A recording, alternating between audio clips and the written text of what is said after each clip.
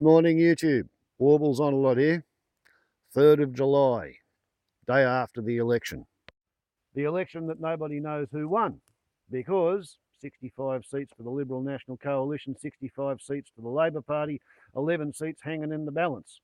Of those 11 seats hanging in the balance at the close of counting last night, there was a difference of 9 votes between the candidates in one of the seats, difference of less than about 1,000 between the candidates in another one of the seats. And it really does look as if Malcom Turnbull will be very, very, very lucky indeed to get back into power with a majority of 1 seat.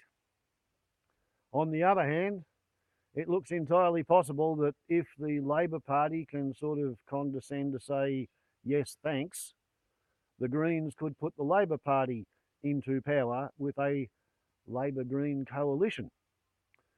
In the Senate, we now have Senator Pauline Hanson. Jackie Lambie not only got herself returned, she got one of her running mates in. So there's 2 Senator Jackie Lambies.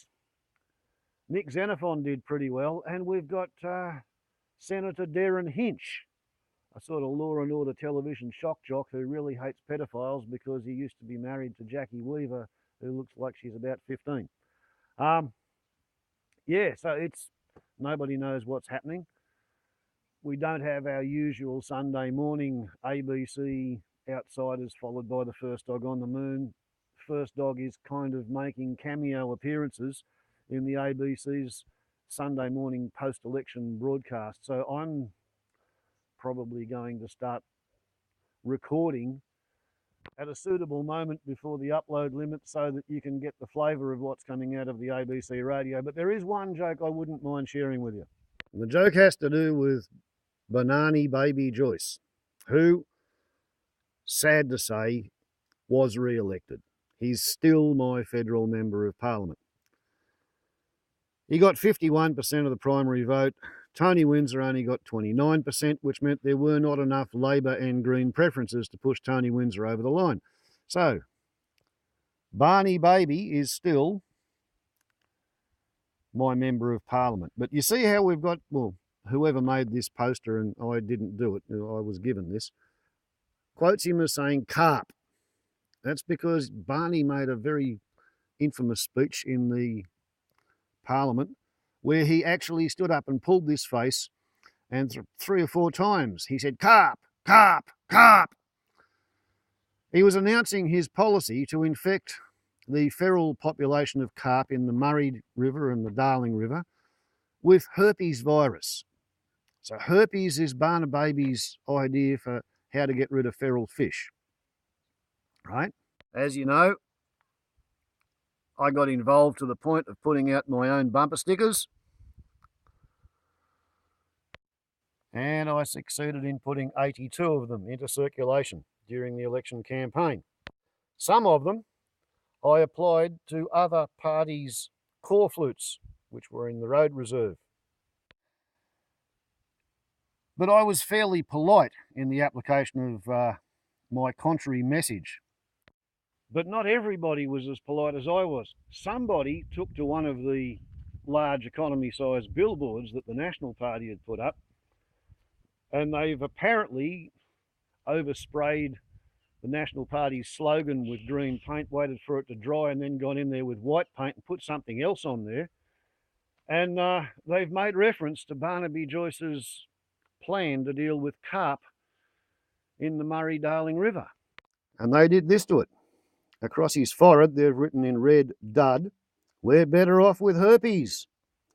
And as you can see, that's a fairly large sign on a farmer's fence. It's not a small one. And then they put this on Facebook, and it may not have gone viral, but well, this is the copy that my daughter sent to my mobile phone via SMS text message. As I said, impolite, but entirely ingenious, and it is actually a fractal protest. Carp, carp, we're better off with herpes. Carp, carp. Well, we're stuck with Barnaby and his herpes. 2016, the policies. The aim is to partner with businesses, with local government and with state government to leverage that investment to create more opportunities Labor is committed to building infrastructure in South Australia which will generate real jobs. Labor is committed to saving ARIAN, and we've gone with the best option recommended by the Administrator. Strong jobs growth, jobs and growth. The government's core objective, and that is jobs and growth. As we focus on jobs and growth, but jobs and growth of our national plan for jobs and growth. Now, I know what you're all waiting for. You've been anxiously waiting to hear the outcome of this. Tweet of the week. Yes! Not just following Sabine Wolf. Terry Barnes are with you, as is the First Dog on the Moon Institute, First Dog on the Moon, Casey Bonetto and Zoe Coombs-Marr. Kay Alcorn, this idea now of the sort of the fractured consensus in Australian politics, the breakdown of the duopoly of the two major parties, it's not necessarily a bad thing. I don't think it is either. I mean, one of the interesting things about this poll is perhaps we'll get to a point where we acknowledge that this 20 or more % of people who are not voting for the major parties aren't wackos. They're not, they're not silly. They actually do want a change. They are disillusioned. The parties haven't responded. Turnbull said, I think at one of the last questions at his last press conference, he was asked, why do you think so many Australians are not voting for the majors? And he just brushed it aside. He wasn't sort of interested in tackling that issue. But it is a common thing overseas to have minor parties involved in the lower house anyway in decision making. I don't think it's necessarily a disaster. It doesn't have to be, and the majors have to sort of get over it because they haven't responded to it. The Senate's another question though. There's got to be a way, hasn't there, I think, Terry, of reforming major party politics around this as a reality? Well, I think very much that major parties, both sides, have to listen very carefully to what the people said yesterday. Now, the Labor Party, I think we've got to keep in mind, they actually ran as a party of protest, not as a party of government. I mean, basically their entire policy platform was about, I hear your pain about the coalition, I'm going to kiss it better. And that's, I think if that is the tone of politics over the next decade or more, that's a real worry. Where does negative gearing fit into that? Where does a 10-year budget strategy fit into that? Well, that was all about people who felt they were dispossessed in the housing market. That was the most ambitious program of tax reform proposed by an opposition since Fight Back, actually. I thought they had a good policy. One of the good things about Labor was there was a lot of fairly legitimate criticism, I think, of Labor over the course of opposition, but in the end, Shorten and Bowen and others drove an agenda that was really quite ambitious and more ambitious than I think you might have thought originally when we lost government in 2013 that we would have had. Too ambitious to give success, do you think? I mean, was that a flaw? No, I think that's part of the reason that we got so close in the end, because we looked like a real... Labor started to look like a real alternative government. Yes. And I think it's not true to say it was just a protest. But Tim, it was all about the campaign itself. I mean, negative gearing virtually didn't figure at all once the business end really got going. It was all about tax and spend, throw money at Medicare, throw money at Gonski, do this, do that. But it wasn't really, I think, a clear, I have a policy program. Whereas Turnbull said I had a plan, but didn't actually really say what the plan was. And I think basically from both sides, the electorate were taking a little bit for mugs with all of this. Let's be honest here, no one's campaign covered itself in glory. I think there were good policies. Right. There were good policies on both sides. The communication on both sides, I think, was pretty woeful. I'm disappointed in Turnbull's because I thought he could have done a lot better. But yeah, no winners, no clear winners here. Let's cross to the First Dog on the Moon Institute for further insight.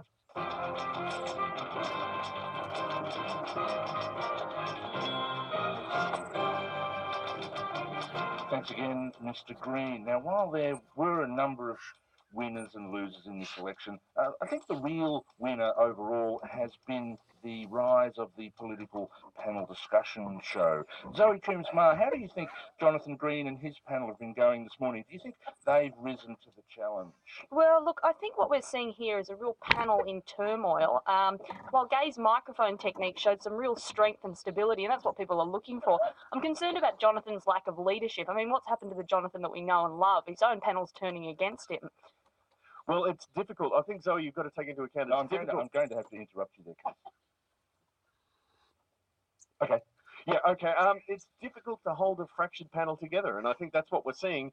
I wonder where the Jonathan that we used to know and love has gone. He really does seem as if the more extremist elements of the panel have really sort of pushed him into positions. He's lost his mandate, basically. He He's lost has. his mandate. Well, I think it's a matter of time getting out the plastic drop sheets and the chainsaws on this panel. What do you think, Zoe?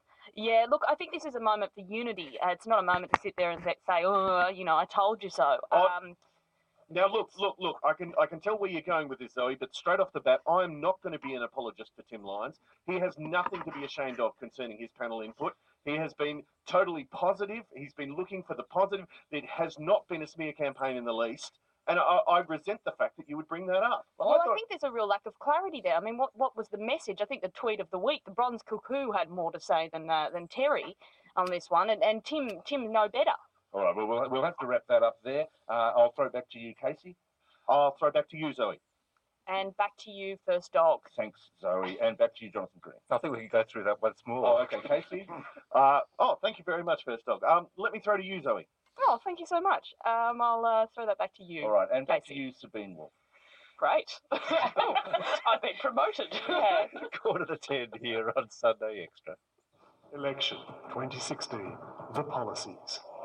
We can't replace every dollar that the Liberals have taken out of the system. But we have made tough decisions to prioritise healthcare as part of this election and Labor's program. This is tin hat stuff from the Labor Party. It's a conspiracy theory and it's a distraction because Labor has no national economic plan. At every stage, they are asking Australians to stick their hand in their pocket to pay for healthcare. If that's not privatisation, I don't know what is. Every aspect of Medicare that is delivered by government today will continue to be delivered by government in the future, full stop. There were the policies. There were some, you may recall. Our panel here this morning on the Sunday Extra are in post-poll special Gay Alcorn, Tim Lyons, Sabine Wolf, Terry Barnes, ably assisted with the input of the First Dog on the Moon Institute, featuring First Dog on the Moon, Casey Bonetto and Zoe Coombs-Marr. Sabine, this was, of course, a double disillusion election. It was. Did you say double disillusion or dissolution I'm not there? sure. I'm not sure anymore. It'll be interesting to see what happens in the Senate, of course. You have seen Pauline Hanson looks like she's going to get a seat, which I don't think is the best thing for the country, and I'm quite happy to stand by that opinion. But yeah, it'll be interesting to see what happens. The Senate will be completely unwieldy. I think Anthony Green last night probably summed it up the best. They were trying to throw to him on the panel about the Senate, and he said, "Oh well, the Senate, it's just a mess." Terry Barnes, I mean, a double dissolution poll, and this was all about, yes, returning the Senate to reason, to giving major party control back to the Senate. An abject failure there. Yes, and in my mind, the success criterion for the Prime Minister in calling it a double dissolution is having enough MPs and senators to pass the Australian Building and Construction Commission bill in the joint sitting, and it clearly is the case that that's not happening. So one wonders why we did it, especially when we need to have a normal federal election in August or September. And after we went through all those shenanigans in March to reform the voting system to allow the Senate to be cleaned out of some of those Fruit Loops. And that surely will come back to bite the Prime Minister. I mean, this is his call. This goes to his judgment. Well, I think it's fair to say that questions will be asked, not just in the party, but I think in the political community and the commentariat generally. So it does, I think, diminish any personal mandate that the Prime Minister gets, whether he gets over the majority line or not. And it looks, Gay Alcorn, as though Labor and the Greens will be a significant force in the Senate. Add those potential 3 Xenophon seats.